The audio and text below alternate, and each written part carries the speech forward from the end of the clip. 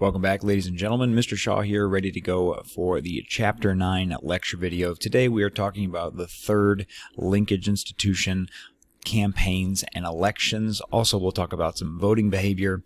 And again, remember that a linkage institution is something that connects the government and the people. So far, we've talked about the media, political parties, and now we're going to get into campaigns and elections. All right, so your objective today is to explain how the primary and general elections help the people control who is in government. Again, that's very basically all you need to know. Not all you need to know, but again, that's like the basic message here is the people control who is in government, and then the people in government make public policy. So the voters essentially have a direct connection to making policy. That's pretty much it. Obviously, there's a lot more that goes into it, but again, if you know that and you understand how campaigns and elections work, you guys will be good to go. All right, so let's start with how do we get to the general election? Well, we have two options, and by we I mean states. So the states can choose to have a caucus or a primary. So a caucus is a system for selecting delegates in which voters attend an open meeting to express their preference. So this would be like basically if we had this in Missouri, everybody would like meet in Jefferson City at like a big like convention center or something like that. And there's just everybody's talking, everybody's discussing like who they want to be their candidate, and so like there's always people like standing up on tables and like giving like impassioned speeches about why you should support their candidate, and it works really well. It's kind of like a vestige of like older like democratic like policies from very early on in American history, and again there are some states that still use it. Like the Iowa caucuses, for example. Iowa uses it, but again, it's fallen out of favor for a couple reasons that we'll get into a little bit later. Again, primaries, by contrast, this is an election to determine the party's candidate for the general election. To be clear, like when we talk about a caucus does the exact same thing, except a primary is just a vote. So like instead of having to drive to Jeff City for a caucus, I can just go, like my voting location is MG Elementary, and so I would just go to MG Elementary and I would cast my vote, and then move on with my day. Like a caucus would be like a whole day long thing that you would have to do. So when we talk about evaluating the primary and caucus system, there is a lot of attention on the early caucuses and primaries. And it doesn't really, like, to be clear, like these early caucuses and primaries, it's not like these states are like super representative of the entire population. Like, for example, the very first one, the most important one is Iowa. And like Iowa, just like it doesn't represent the whole population. The next one I think is like New Hampshire or something like that. Like, and it just doesn't matter. But like candidates and people, they're like, oh, this person lost the Iowa caucus. Like their campaign is ruined now. You know what I mean? Like it just doesn't, like it's silly.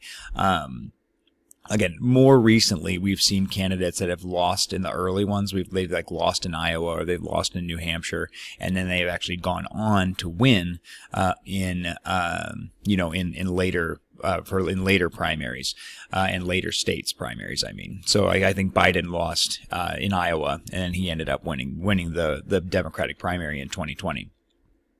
Again, next thing is politicians find it hard to take time out to run. Basically, guys, every politician is basically constantly campaigning. So whenever they're campaigning, they're not in Congress doing their job. So that is problematic for sure. Money is going to play a huge role in primaries and caucuses as well. Again, we'll talk more about money and its influence later. And then the other thing, really the last thing, is that participation is very low in primaries and caucuses. The biggest thing to kind of take away from that, like we have a low turnout usually in like our presidential elections. They're around like 60%. Midterm elections are probably going to be in like the 30s or 40% participation rate.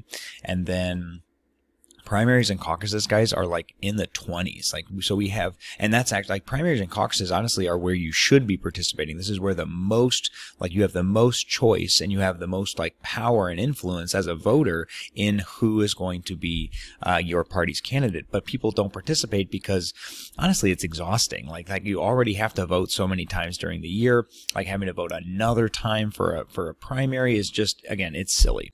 Okay. The high-tech media campaign. So the things you guys need to know is that in general, technology has made everything for politicians much, much easier. Television has been the main way that politicians have been reaching out to people really since the 60s. The internet, though, is now increasingly important. Again, each candidate has a website. Each candidate has especially when we talk about raising money, like each candidate is going to have like a donate button like on their website. And so that has made it much, much easier to, for them to raise money, but also to get their message out. Direct mail is, again, we used to just call this direct mail. We really should call it like digital mail now, because again, people just get like inundated with emails. Again, this is a method of raising money for a political cause or candidate, and then information and money requests are going to be sent to people who have supported similar views in the past. So if you donate to, say, like a Republican candidate or a Democratic candidate one time, you will get then, like I said, you'll get inundated with emails like every time, especially if it's like a presidential candidate. Like they'll send you emails like every week, like sometimes maybe twice or two or three times a week, like requesting money. So because you have made it known that you are willing to donate. So that's direct mail. Again, digital campaigning via Twitter, now known as X, or like Facebook or Instagram or TikTok, like all of that is obligatory now for the modern campaign. If you are, again, everybody uses social media, and so like if you want to have a really great connection to the people, you want to make sure that you are on social media and reaching out and using it actually to like reach out to your potential voters. And again, two ways to get attention. The first one is television advertising. Again, that's why you see, and really just advertising in general. This is why, like, right around political, like elections, you guys see like all kinds of like ads on YouTube and things like that are politically based. And then news coverage. Again, like when you talk about how the media portrays you, that is gonna get you attention, either positive or negative. So, and if you're campaigning, hopefully it's going to be positive, but there's an old saying that says like no press is bad press. So like basically like and this I feel like President Trump kind of like would probably believe this, like because he really like wants to be in the news, and regardless of like how that is, whether that's being portrayed positively or negatively, like you're getting people, like people are seeing what he's doing, and like he is going to be able to attempt to like influence people either positively or negatively for his actions in that way. So again, that's very, very important. But again, that's how the high-tech media campaign works now. Okay, so let's get to money in elections and campaigns. So first thing you need to know is that what campaign contributions are. So campaign contributions are donations that are made directly to a candidate or party, and they have to be reported to the FEC, which is the Federal Election Commission. The Federal Election Commission was established in 1974 by the Federal Election Campaign Act. Basically, in the 70s, we were learning, and by we, I wasn't alive then, the Americans were learning that money and wealthy people had a lot of influence over our campaigns. And so just in general, like most of, like really all Americans and a lot of different politicians, Democrat and Republican alike, wanted to like put some reforms in place. So this is why the Federal Election Campaign Act was passed. Again, so you basically had to it put limits on contributions. You needed to report who contributed to your campaign, and you also needed to explain how that money was spent. So you needed to say, where did you get your money? How did you spend your money? And you had to report all of that to the FEC. And that is the Federal Election Commission, as I just mentioned. This is a bipartisan agency that administers and enforces campaign finance laws. So this is an independent regulatory commission. The board, the main board, is made up of 2 Democrats and 2 Republicans.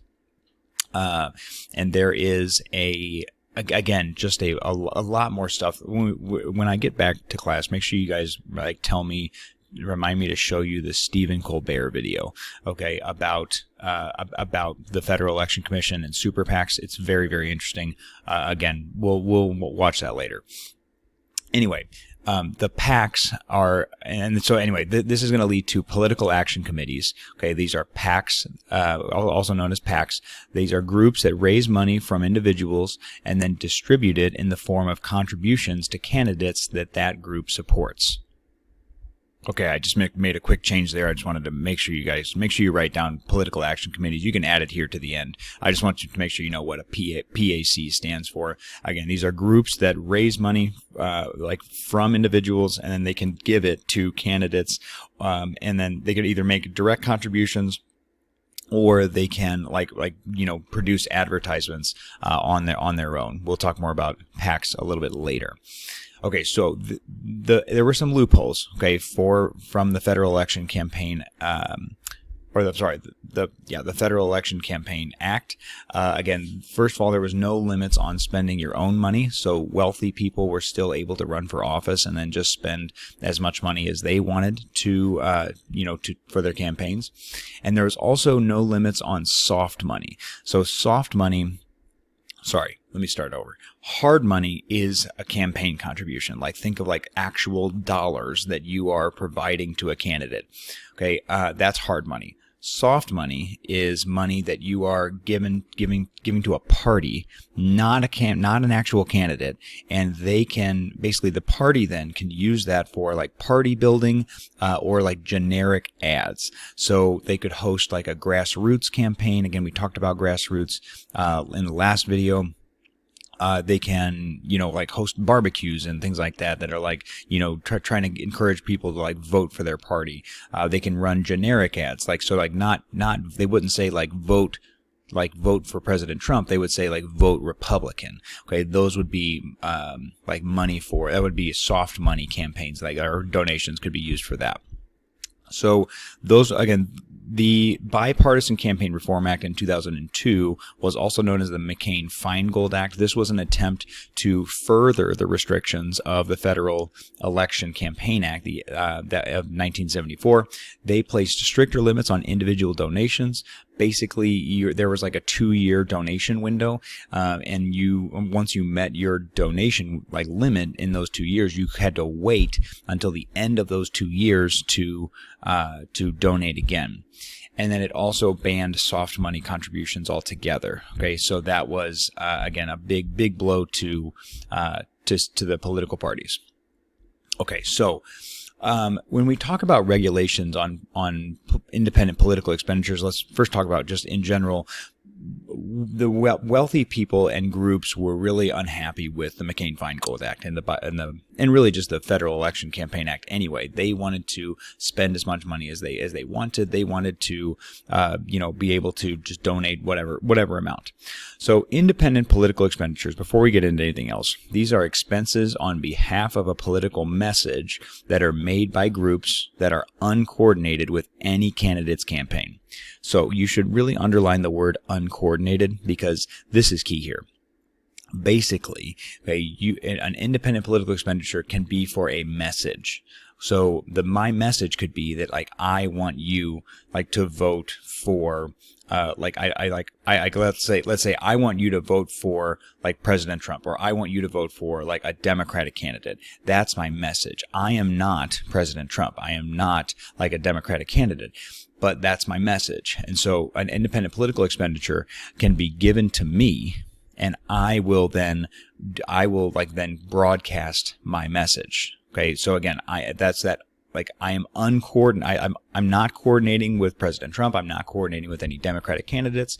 Okay, that's the key difference here, is that if let's say I'm a Republican voter, I can donate money to President Trump. I can also donate money to conservative groups that are going to issue these sorts of messages. Let's say, again, I can donate money to the NRA, for example, and the NRA would maybe run ads on behalf of President Trump, saying, hey, you should vote for him. Obviously, President Trump won't be able to run again, but you guys get my message. The idea here is that the NRA isn't affiliated with President Trump. So this is what an independent political expenditure is. Moving on. We've already talked about Citizens United in the context of the First Amendment, but this is actually where I usually teach it, is in campaign finance reform. So again, like I said, there was a lot of wealthy people that wanted to spend unlimited amounts of money. So they essentially, Citizens United, they made a movie called Hillary the Movie, and there were some limitations from the Bipartisan Campaign Reform Act that limited how much money and how often they could show their ad. Essentially, this was like an advertisement that they didn't want people to vote for Hillary Clinton, and they wanted to show it up until the day of the election. And they said that the Bipartisan Campaign Reform Act was limiting their freedom of speech because they could not show their advertisement. They couldn't show their movie up until the day of the election. And then the Supreme Court voted 5-4 that two things: corporations and unions can donate unlimited amounts of money that make independent political expenditures. So again, essentially, so there's still basically there are still limitations on how much money you can donate to candidates, but you cannot be limited in the amount of money that you spend, in the amount of independent political expenditures you are spending. So as long as you are uncoordinated with a candidate, you can spend as much money as you want. Okay, and that's true of corporations and unions. It is also now true of people as well. There's a different case called McCutcheon v. FEC from 2014 or 2012, I can't remember the year, that basically decided the same thing as Citizens United. So now essentially everybody there's no limitations on how much money you can spend as long as you are uncoordinated with the candidate. You're not connected with the candidate, the campaign or the candidate in question. The other part of Citizens United was that corporations and unions have the same rights as people. And again, this is called granting personhood to corporations and unions. So those are the two big things here. And again, so basically, just like I have freedom of speech, or you have freedom of speech, corporations and unions now have freedom of speech too. So like Amazon or Walmart, they can basically present a political message. They can endorse candidates themselves. Again, they essentially have the same rights as people when it comes to elections and then campaign contributions as well. So this leads to super PACs, and super PACs are insane. So basically these are independent expenditure only political action committees. So there are zero limitations on super PACs. And it says they have unlimited contributions and spending. They can raise as much money as they want. They can spend as much money as they want. They can't endorse candidates. But again, I'm sorry. I said there were no limitations. There are two limitations. The first limitation is that they can't do anything illegal. They can't spend anything illegal, or they spend their money on anything illegal. Number two, they cannot be coordinated. They can't coordinate with the candidate. The problem with that is that the PACs are oftentimes ran by people who are very close to the candidate. So I could have, if I was a candidate and then my brother, for example, decided to start a super PAC on my behalf, technically speaking, I have not broken federal election regulation by that. Okay. And so again, we'll talk about this a little bit more later, but again, remind me of the Stephen Colbert video. Okay, it's important. But regardless, that's, again, Citizens United, super important. Okay, we've already talked about it, but again, this is going to be our final court case that we have to know. And then super PACs are also key here. Okay, so are campaigns too expensive? So there's, again, two sides here. Number one is yes. Okay, you can say yes. Again, in 2012, the federal elections cost $6.3 billion, and that is how much money the candidates spent or was spent like on the election. The other thing about it too, that this is probably the thing that most people could agree with, that the fundraising distracts from the official duties. Like, I don't know about you guys, but like Congress can barely get anything done as it is, and like especially like in the House, they're always campaigning. Like, so maybe if they can't, like we like dialed back the campaigns a little bit, like maybe they would be able to get more done. I don't know. That's not my job to judge. Again, if you're on the no side, again, there was only about 0.05% of our gross domestic product spent on elections. One thing I would say about that, though, is that, again, obviously that is accurate, but like our GDP has really nothing to do with elections. It is completely separate. Like it's not our government spending money. It is our private citizens that are spending money. So again, I don't know that comparison is super relevant. And again, about the cost, it's about the cost of one DVD per person. Do you guys still know what DVDs are? I'm not sure. Anyway, we're just going to move on. Maybe a streaming service, one streaming service a month. Anyway, so how do we fix it? Well, there's one suggestion is we do public financing, that you could like only use like taxpayer dollars for campaigns. But again, that's super problematic too, because then again, you have like taxpayer dollars going to these campaigns. That would, again, it would have to be way less spending would have to happen. But again, I don't know that would really do the job. Okay, so then this leads us to, again, regardless of how you feel about is there too much money spent on elections? Okay, the real question is, does money buy victory? And the actual answer is really complicated. So money and votes, is there a link? Some people say no. And some people will say that the weaker candidates are more likely to spend money. But what we know, like for example, in 2016, just to give you one example, like President Trump was able to win, but Hillary Clinton spent more money, like in the election. So money does not just flat out buy victory. So what we talk about is the doctrine of sufficiency. You need to spend enough money. You don't need to spend more money than your opponent. You just need to spend enough money to reach enough voters. Okay. Again, you need to spend enough money to get your message out there effectively, and then that will lead to victory. But again, you don't necessarily need to spend more than your opponent. Okay, so now we've talked about money, we've talked about the campaigns themselves. What impact do they have? Okay, so there are three things that they could do, okay, when we talk about how important they are. So these are, again, when you are trying to get people to vote for you. So what they do, they can reinforce voters who already agree with you. They can activate voters who agree with you, meaning that they could like actually go vote, and then they theoretically could convert voters who disagree with you. So what we know is that they definitely reinforce voters. Okay, like again, a Republican campaign is going to reinforce Republican voters. A Democratic campaign is going to reinforce Democratic voters. And to be clear, I don't mean that they are reinforcing their own ideals. I mean that, like, if I am a Democratic voter, I am subject to a Democratic campaign, I am more likely to vote for that Democratic campaign. Activation is maybe. That's a maybe. Okay. If I, again, in the same scenario, like if I am subject to a campaign, if I'm like 50-50 on voting, I might vote because of that campaign. Again, we're going to talk about who votes later. But we don't know that campaigns are actually successful at getting people to go vote. And then the other thing is conversion, and we know that conversions are just very unlikely. Again, why are the conversions so rare?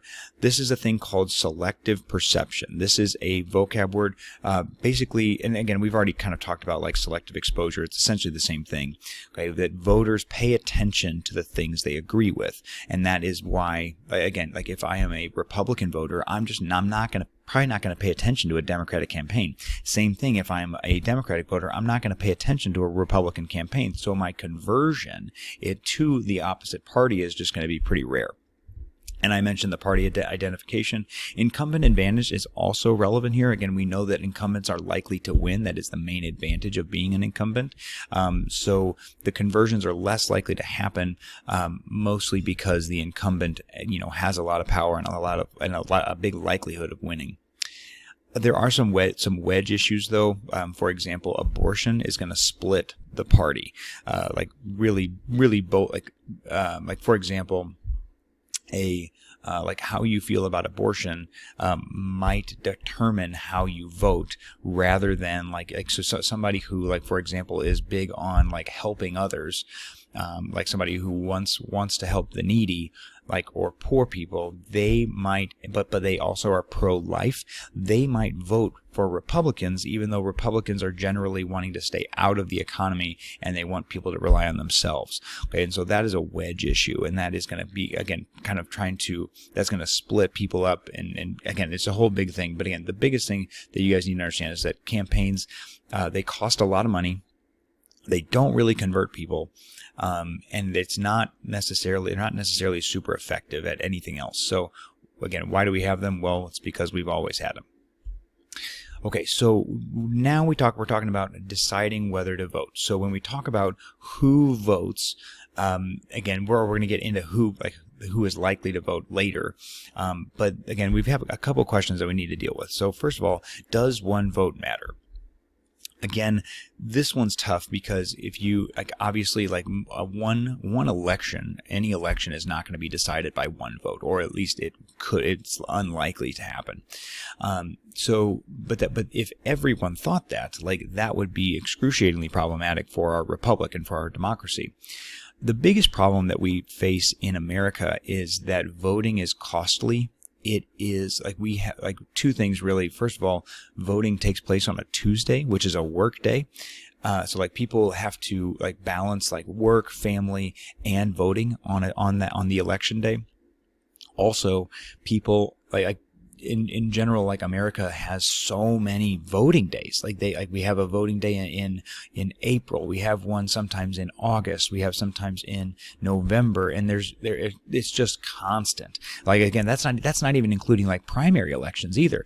So this is really problematic that we overburden our voters, and so that's part of the reason why our voters in America are more apathetic than they may be in other countries. So then the second question is it rational to vote? So there are two words you need to know here. Okay, these are both vocab words. The first one is political efficacy. So if you have a high political efficacy, you believe that your participation really matters, and that you believe that your vote can make a difference. Okay, and that might be why you vote, because you believe your vote makes a difference. If you are a believer in civic duty, you believe that in order to support our democracy and our republic, a citizen should vote. So those are two big reasons why people vote. Again, if people that have a high political efficacy or a high sense of civic duty are more likely to vote. Low political efficacy, low civic duty, okay, they are less likely to vote. Here is our turnout rate comparison to other established democracies. Again, you'll see here in 2016 that was a presidential election, so we had a 58% turnout.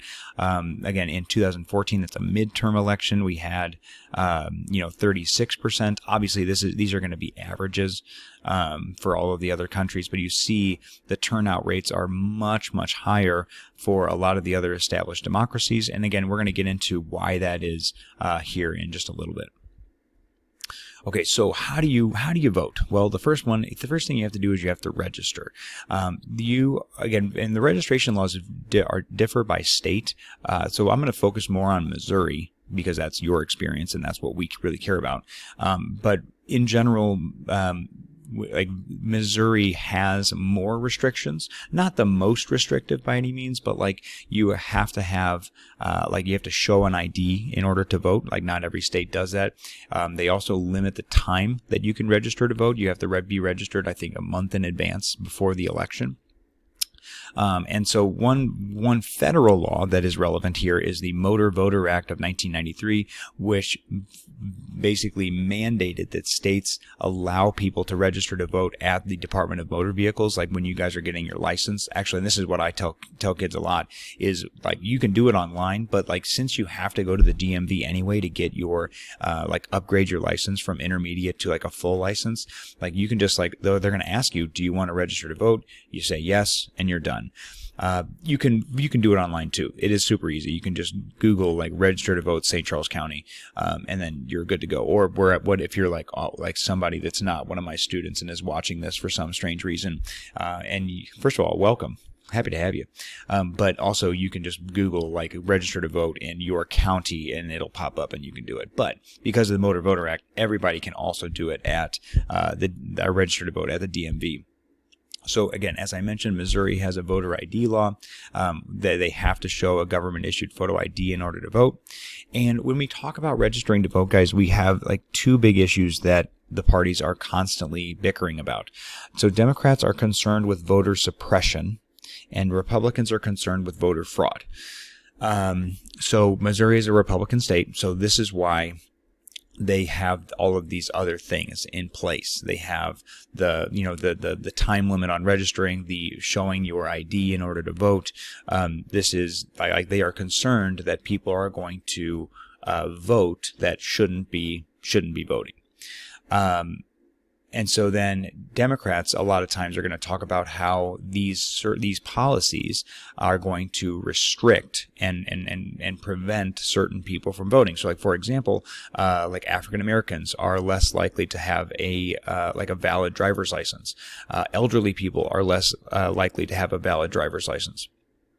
And so by having these laws, essentially you might be restricting certain groups from being able to, practice their fundamental right to vote. So that's the thing. The other thing that you should be aware of is that when we look at evidence of widespread voter fraud in any election in American history, there's none. Never has there ever been widespread voter fraud, meaning people that shouldn't have been voting at excruciatingly high rates to impact any election. Never happened. However, we have had a lot of instances of governments preventing people from voting. Again, think of 1870s to 1965 and Jim Crow laws and black codes and things like that preventing African Americans and minorities from voting, just to name one. So again, that is definitely a problem, but this is really not going anywhere. Okay, the Democrats are always concerned with voter suppression. Republicans are concerned with voter fraud, and again, we'll continue to see this fight play out. Okay, so let's talk about the factors in who votes. So the number one factor is education. The more educated you are, the more education you have, the more likely you are to vote. And the main reason for that is because that education creates a sense of political efficacy. You believe that your vote matters, okay, the more that you are, the more educated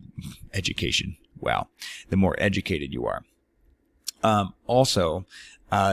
There you have more. It's easier for you to clear the bureaucratic hurdles. So, for example, the better education you have, the easier it is to get a driver's license or a government issued ID. You'll know how to register. You'll know where to vote. All of these things. Again, the better education you have, the more likely you are, the easier it's going to be for you to vote. So that's number one.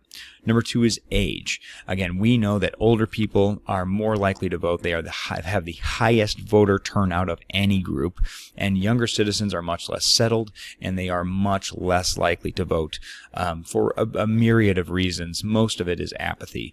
But again, as you age, you tend. Also, I would just say, like in general, young people don't really see a benefit to voting. They don't see that the government policies like benefit them, and so then they don't vote. And then it's like this cycle where politicians can essentially ignore young voters because they don't vote.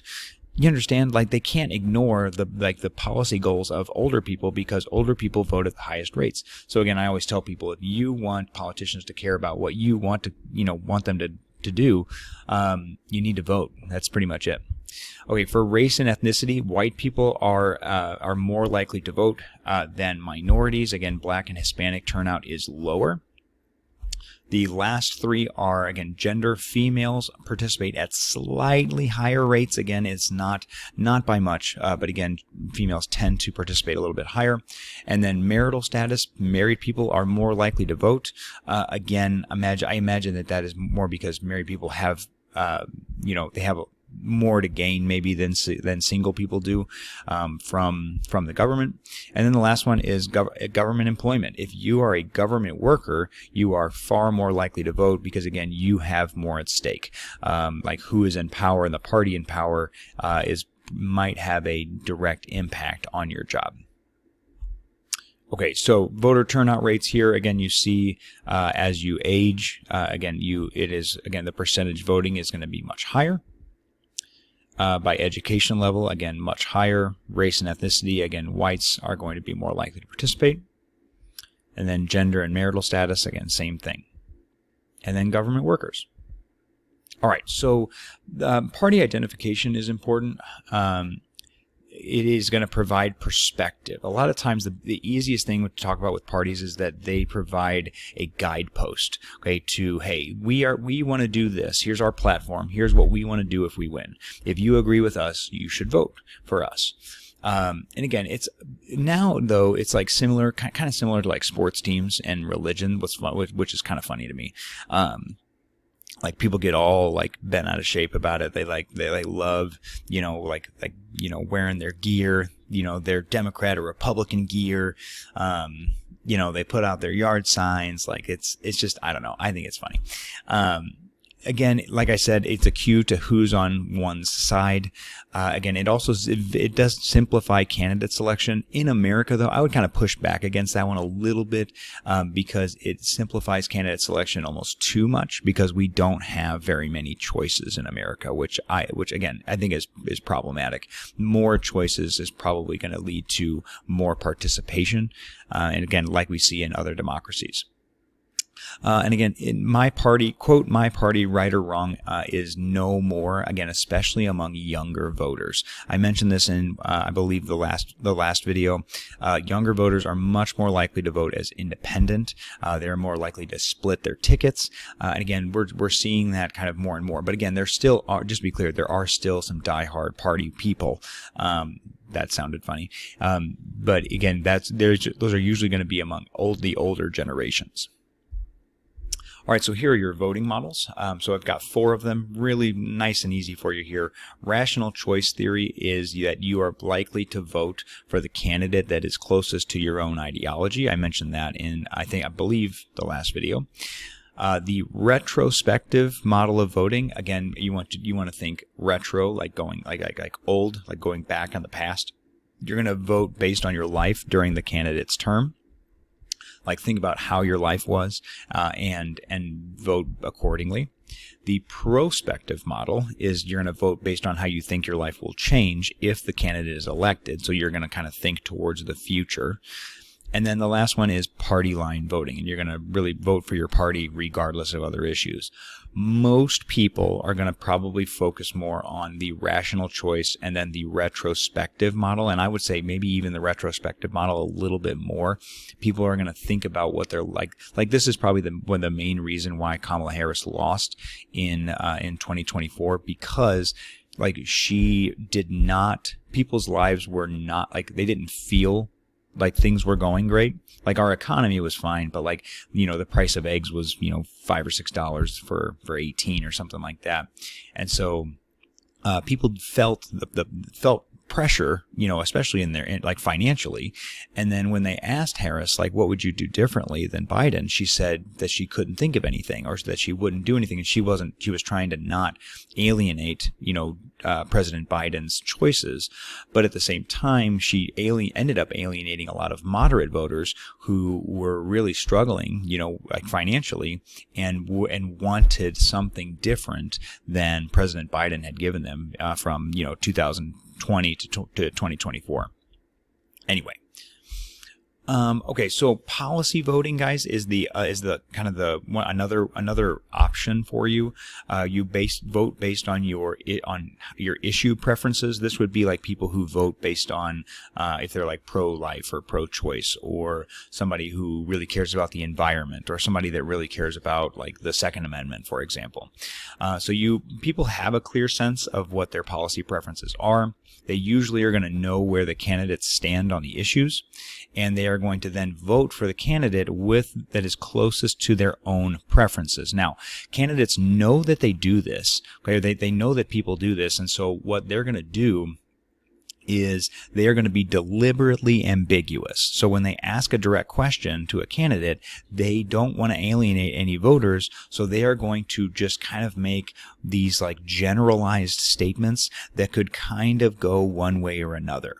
And again, this makes policy voting very difficult, because candidates are, again, they're not trying to alienate anybody, and they want you to believe that they're going to do like what you want, whereas taking a policy position would alienate one group or another. And the other problem with policy voting is that oftentimes preferences don't line up with any one candidate. Like you might have like a string of policies that you care about, and like it might be like certain ones will line up with the Democratic candidate, certain ones line up with the Republican candidate, and then you have a very difficult choice now of trying to choose between the two when there is really no one perfect choice for you. And I mentioned that a little earlier too. Okay, so 2016, again, I don't want you to write this. I don't think that this will, like, you're not going to like need to know anything specific about this. But again, I do want to highlight a couple things. The first thing is that, again, the 2016 election was really like an election like no other. President Trump obviously won. This was a surprise upset. Nobody thought that President Trump was going to be able to win for a number of reasons. But the biggest one really was the primary campaign was disastrous. He had a lot of disadvantages. Again, really just overcoming a lot of like personal, how people viewed him like on a personal level. Like he had a very negative personal image. Like there were people like the like Make America Great Again group that was really supportive of Trump, but like generally among moderate voters and obviously Democrats, like people were, there was just so many like scandals and things like that came out. And so when he won, it ended up winning in the Electoral College. Like it was a very big surprise to a lot of people. He did, as I mentioned, he did overcome those disadvantages. Trump, in both of the elections that he has won, he has had a populist and a nativist message. Again, like really he presents himself as like a man of the people, and that he's going to like fight directly for what the people need and what the people want. The nativist message, again, in both elections was really very anti-immigrant, and that is, we've seen those sorts of that sort of verbiage before, and that sort of rhetoric from politicians, and it's really kind of like I want to say it's like a tried and true method for politicians. It's like an us versus them sort of situation. Like if you can get people to believe that a certain group, such as immigrants, are dangerous and are potentially going to take away your jobs or your housing opportunities or things like that, or that they might like increase crime rates or things like that. all things that we know don't actually happen, like that is a very powerful tool, okay, to win your election. So anyway, that is again, so like the biggest thing to take away is that Trump wins in the Electoral College, but does not win the popular vote in 2016.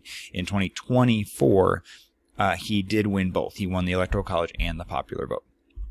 Okay, again, this is just a map of the breakdown. He won specifically, the biggest ones that he won were Pennsylvania and then Michigan, and those were two of the biggest states that he was able to, like Obama won in 2012, and he was able to flip. Okay, so one of the last things I need to talk about today is the Electoral College. So we've talked a lot about this in the past, but I wanted to just make sure that you guys are good to go here, because this is super important. This absolutely will be on the AP exam. So the Electoral College is a unique American institution.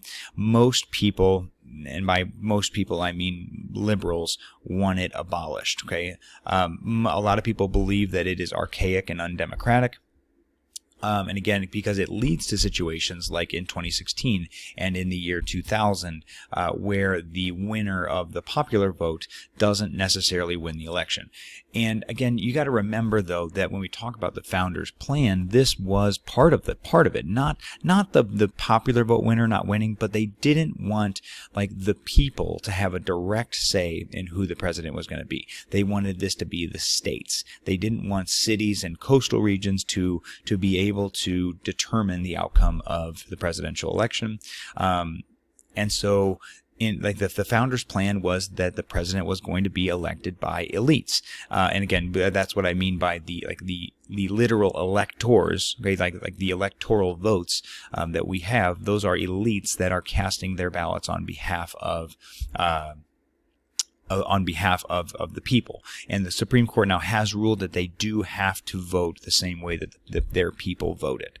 I mentioned earlier that the number of electors is equal to the number of congressmen. So, for example, Missouri has 8 representatives and 2 senators, so we have 10 electoral votes, and 48 of the 50 states are winner take all. And this is what leads to situations like 2016 where like Clinton could win the popular vote but lose in the Electoral College, because in the states that she won by a landslide, like New York and California.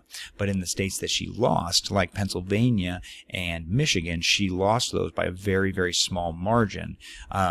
And again, that's why we have the inconsistency there.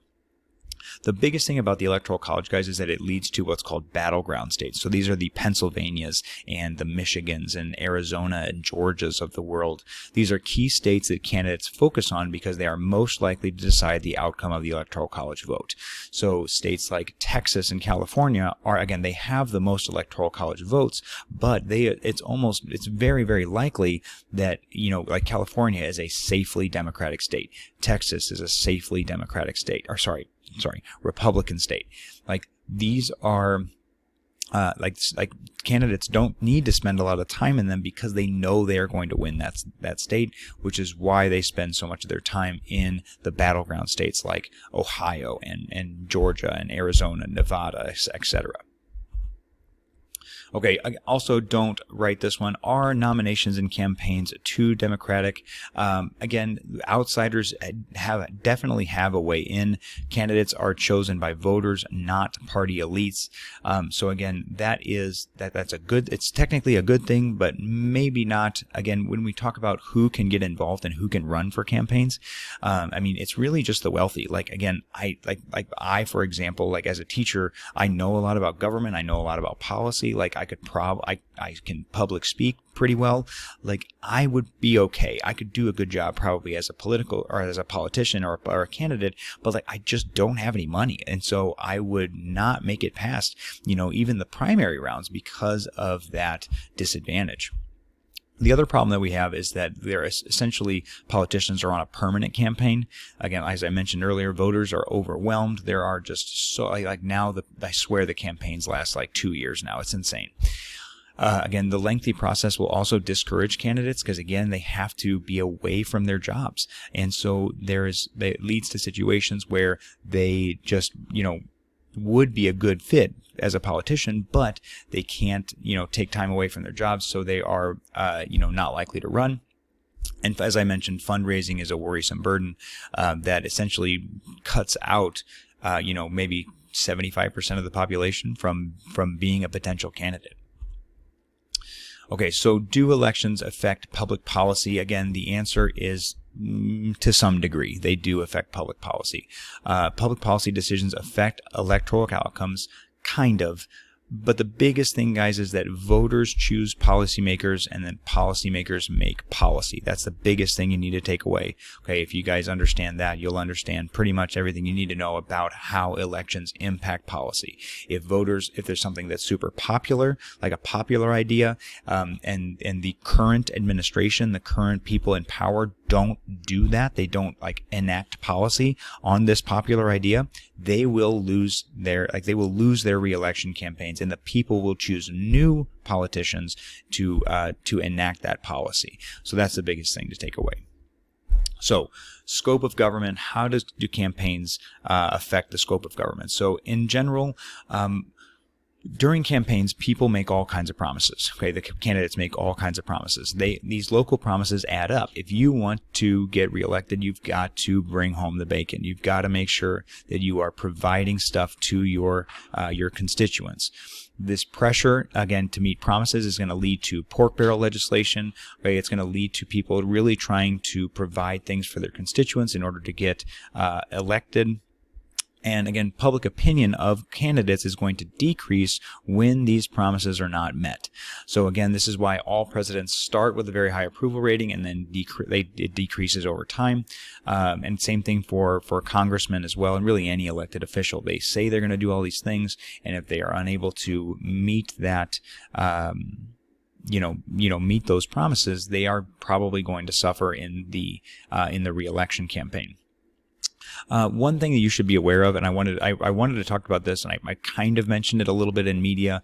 The media has, because of elections, the media really changes how they cover. They've changed how they cover elections. Instead of focusing on the policies and the policy differences between the campaigns, they focus more on the race itself. So they are more likely to show the poll numbers and how the polling numbers are breaking down on a daily basis, i.e. the race itself is what they are showing you and what they're following up on, rather than talking about the policy differences. And again, that goes back to the short attention span of Americans. Again, and also how the media makes money. They want to keep you engaged, and the main way to do that is to focus on the things that people care about, which are going to be, hey, how's the race going?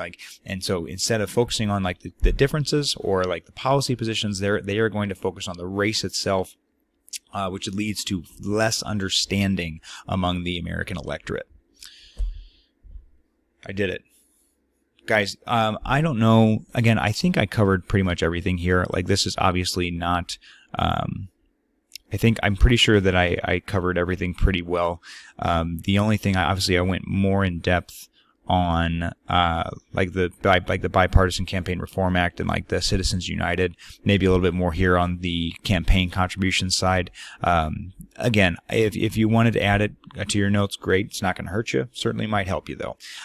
So I appreciate you guys. Thanks for hanging out with me. I'll see you in the next one for the final lecture video of this year. Take it easy.